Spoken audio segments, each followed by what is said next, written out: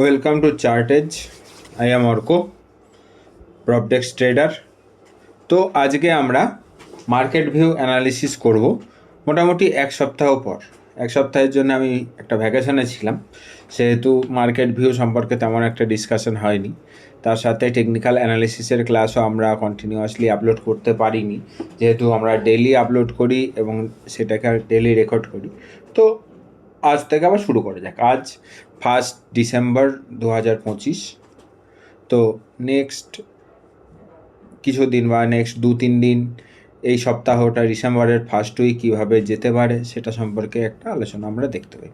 তো আমরা 1 ডিসেম্বর যে ক্যান্ডেলটা দেখছি এটা হলো একটা এনগালফিং ক্যান্ডেল, ঠিক আছে।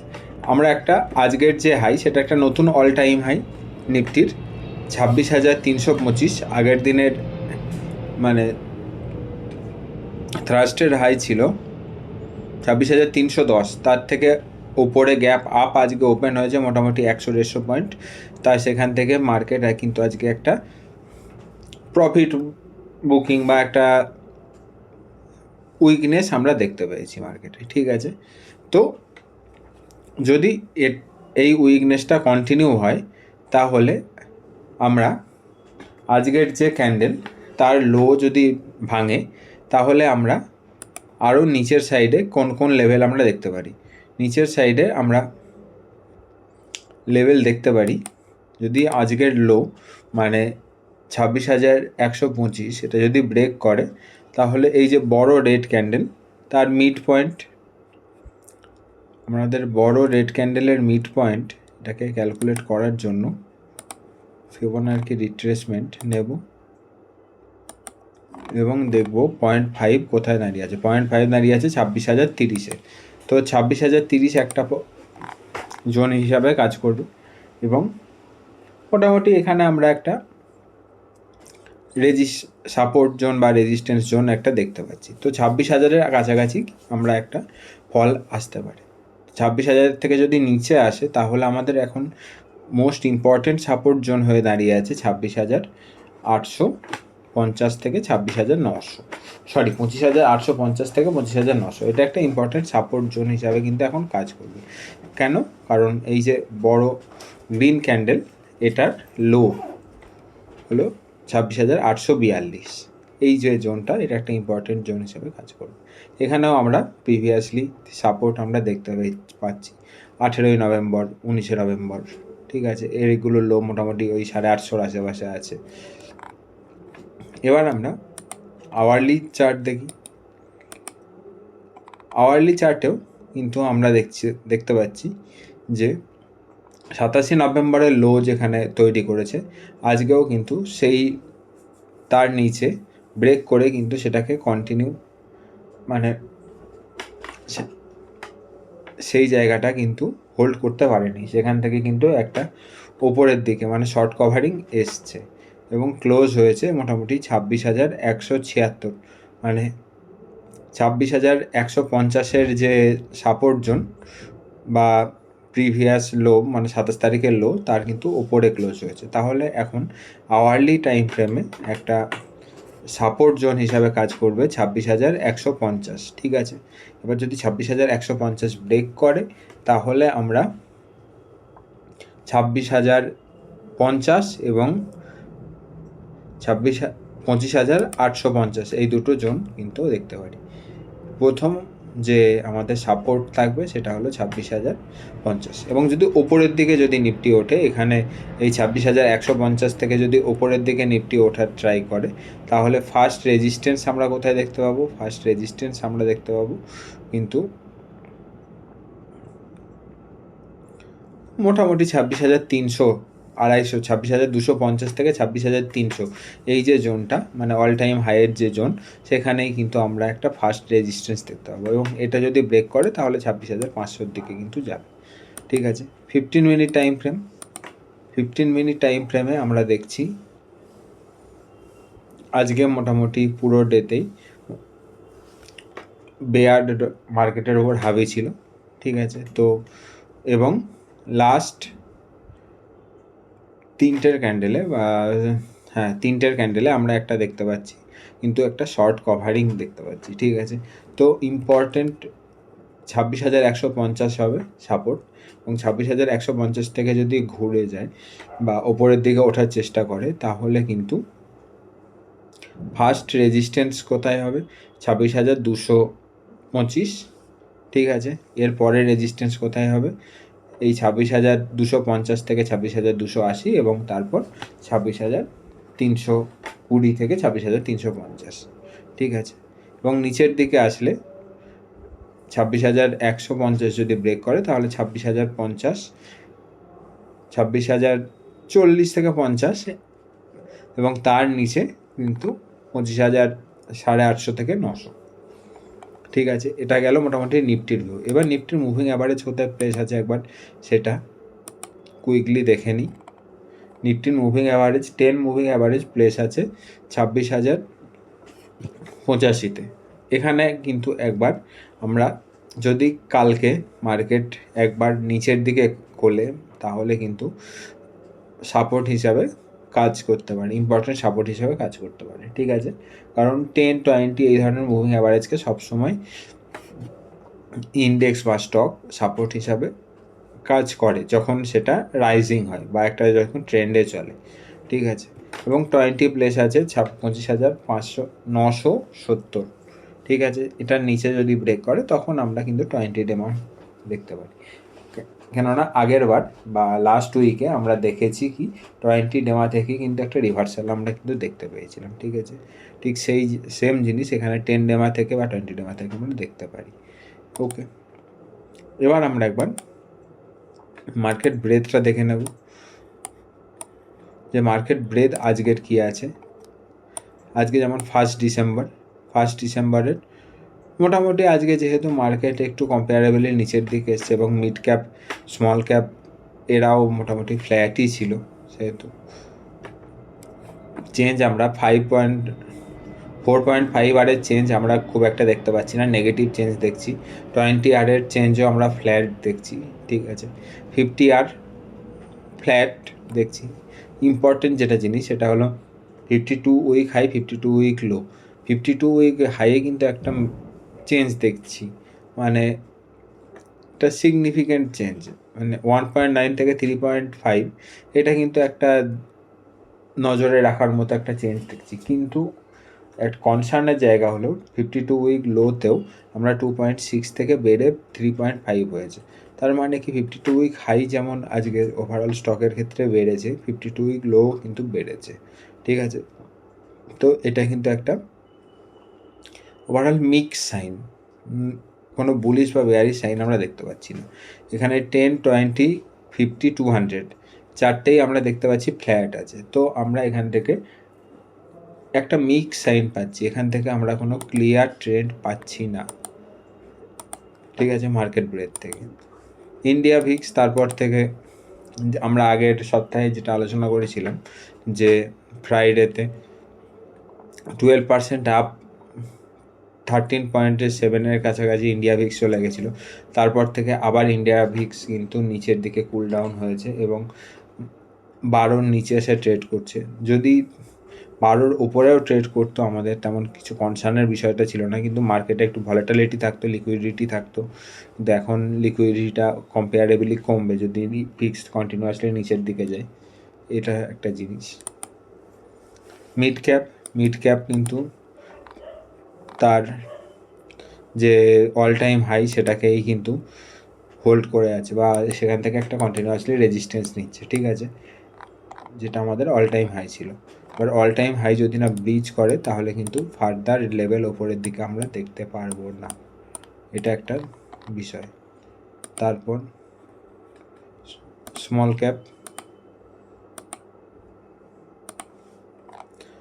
ক্যাপ এখনও পর্যন্ত কোনো রকম স্ট্রেংথ আমরা দেখিনি স্মল এবং মাইক্রো ক্যাপে।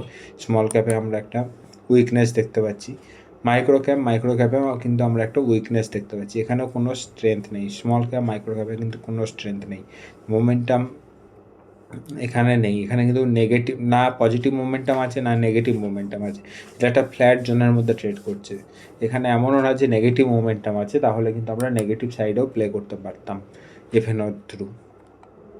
নিফটি ব্যাংক আজকে আবার অল টাইম হাই টাচ করে কন্টিনিউয়াসলি 1 2 3 4 4 দিন continuously all time high touch করছে এবং আজকে কিন্তু একটা নিচের দিকে একটা শর্টিং বা প্রফিট বুকিং আমরা দেখতে পাচ্ছি। এবং এই ধরনের ক্যান্ডেল যদি ওপরের দিকে হলে সেটা কিন্তু একটা খুব একটা পজিটিভ সাইন নয়, ঠিক আছে। এখান থেকে কিন্তু আমরা লোয়ার লেভেল দেখতে পারি। লোয়ার লেভেল প্রথমত 10 মুভিং অ্যাভারেজ, 20 মুভিং অ্যাভারেজ, এগুলো কিন্তু আমরা দেখতে পারি, ঠিক আছে।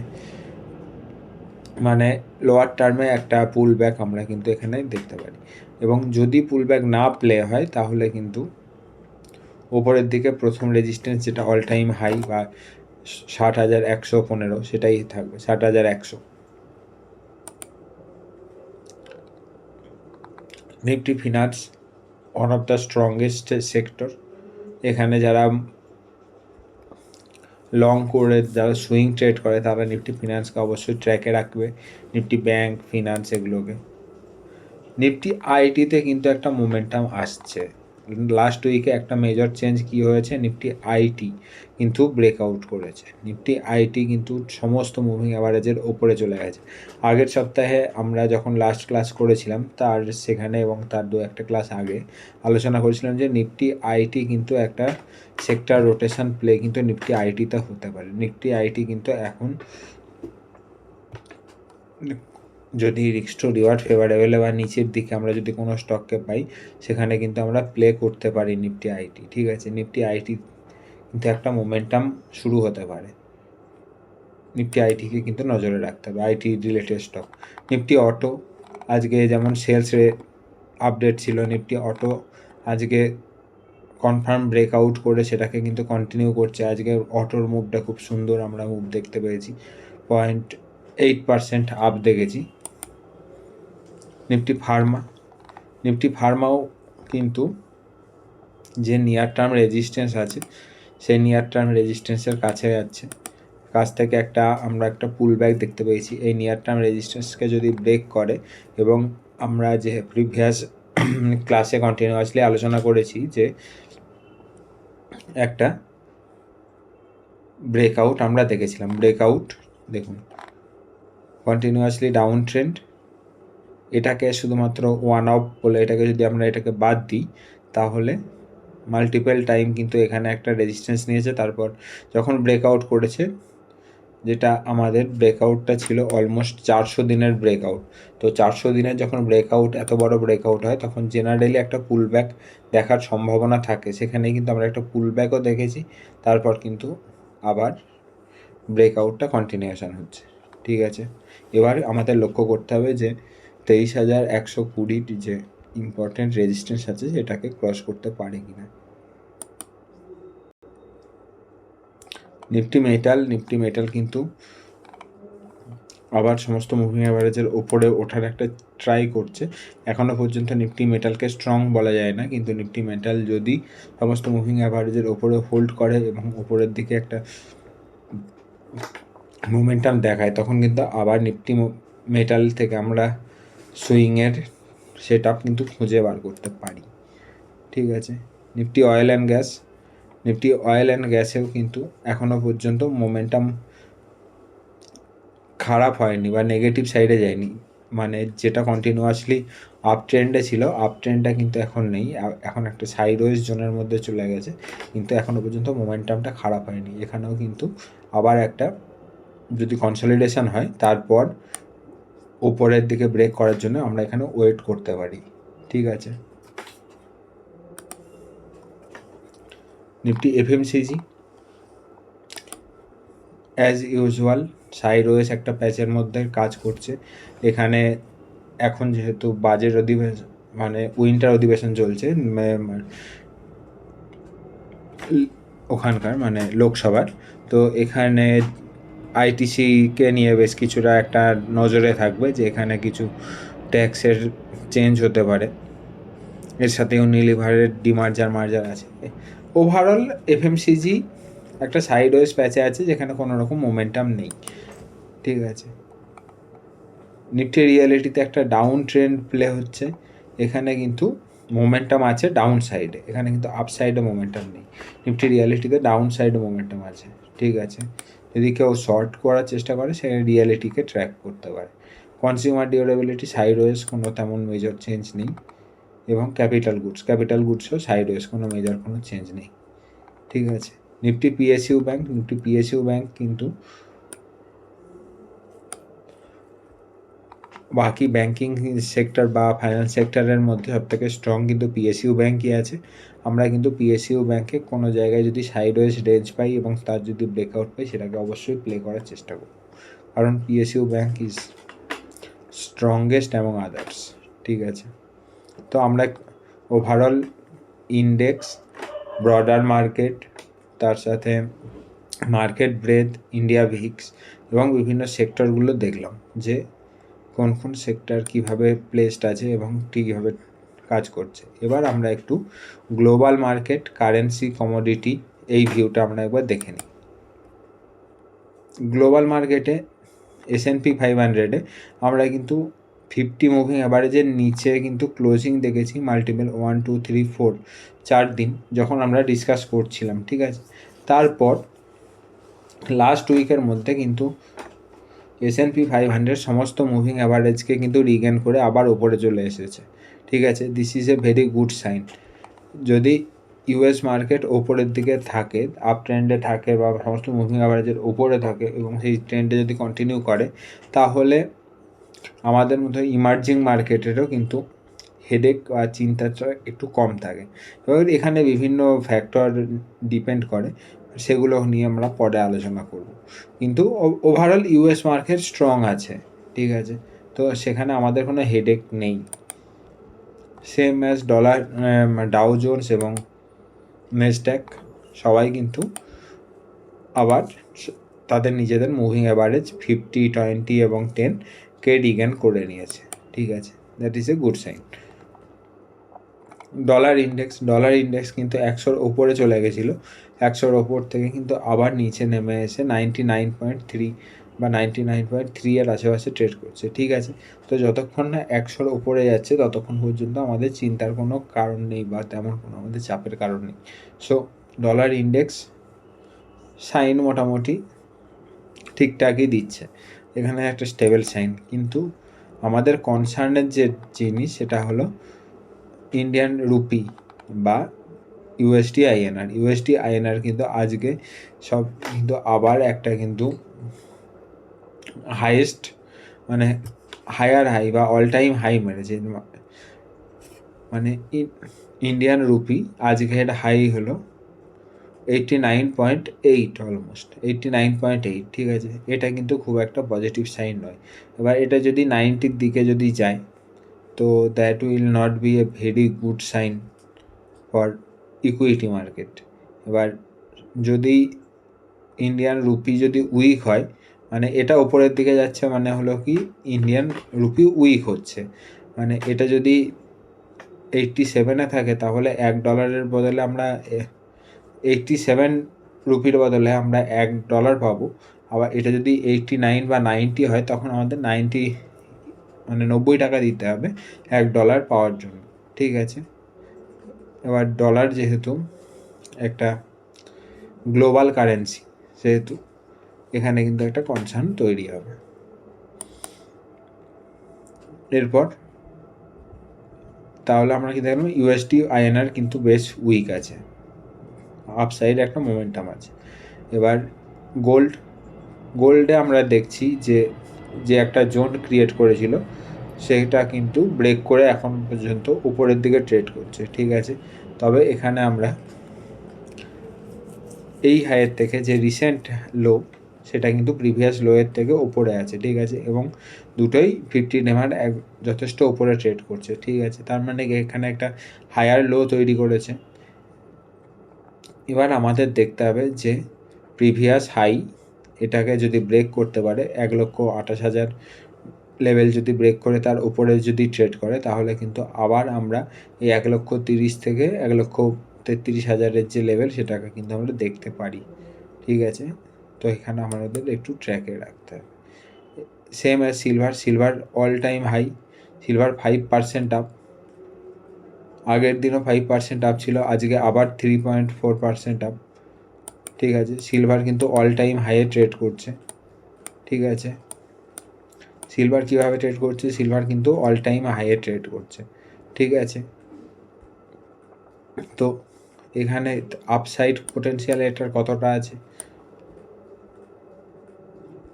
আপসাইড পোটেনশিয়াল এখন আমরা যদি এটা মোটামুটি কি একটা কাপ অ্যান্ড হ্যান্ডেল প্যাটার্ন, এটাকে যদি ব্রেক করেছে তো নিচে 144, উপরে 172, মোটামুটি একটা 30 পয়েন্ট, তাহলে 170 থেকে আমরা অলমোস্ট 190 বা 2 লাখের আশেপাশে কিন্তু এখন যেতে পারে।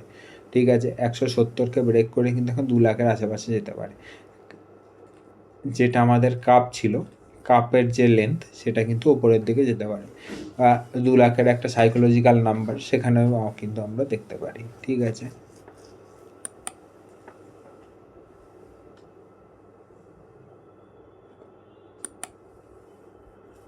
এরপর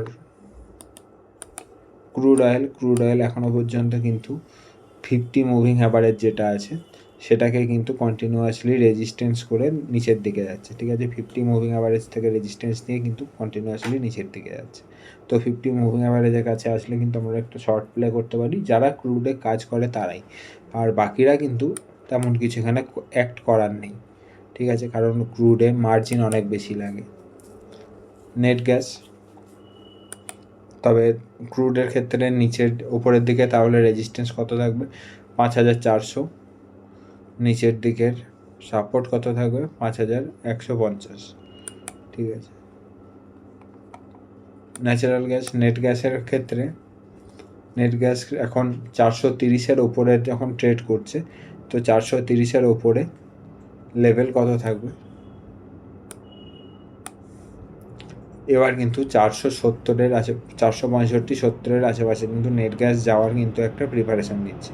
তো এই যে জায়গাটা, এটাকে কিন্তু আমাদের নজরে রাখতে হবে। ঠিক আছে, এবং নিচের দিকে লেভেল 430 ইনট্যাক্ট থাকবে সাপোর্ট হিসাবে। তো এগুলো আমরা দেখলাম যে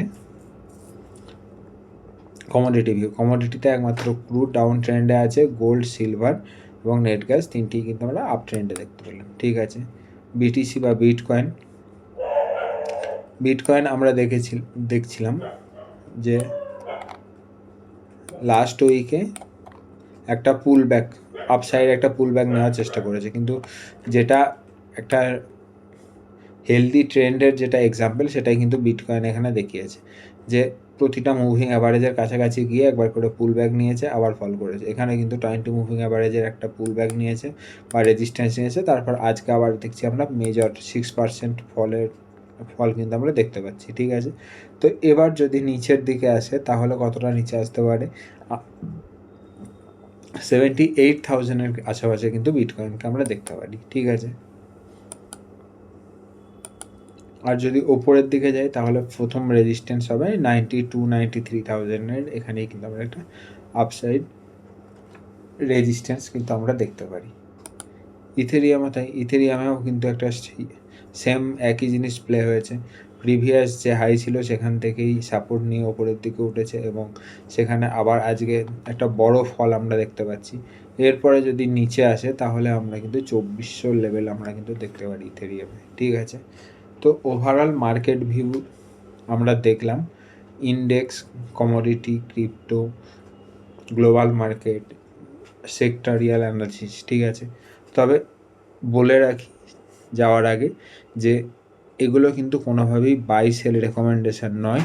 আপনারা কোনোভাবেই এই অ্যানালিসিস থেকে ট্রেড করবেন না। ট্রেড সম্পূর্ণ কিন্তু রিস্ক টু রিওয়ার্ড বেসিসে আপনারা নিজেরা অ্যানালিসিস করে তবেই করবেন। এটাকে শুধুমাত্র টেকনিক্যাল অ্যানালিসিসের যে ক্লাস তার লাইভ এক্সাম্পল হিসাবে দেখবেন, এটাই আশা করব। ঠিক আছে, তো আজকের মতো এখানেই শেষ করি। কালকে আবার আমরা নেক্সট কিছুদিনের কালকের যে টেকনিক্যাল ফরমেশন হবে সেই নিয়ে আমরা আলোচনা করব। বাই, সবাই ভালো থাকবেন, সুস্থ থাকবেন এবং চ্যানেলটি অবশ্যই সাবস্ক্রাইব করবেন। Thank you.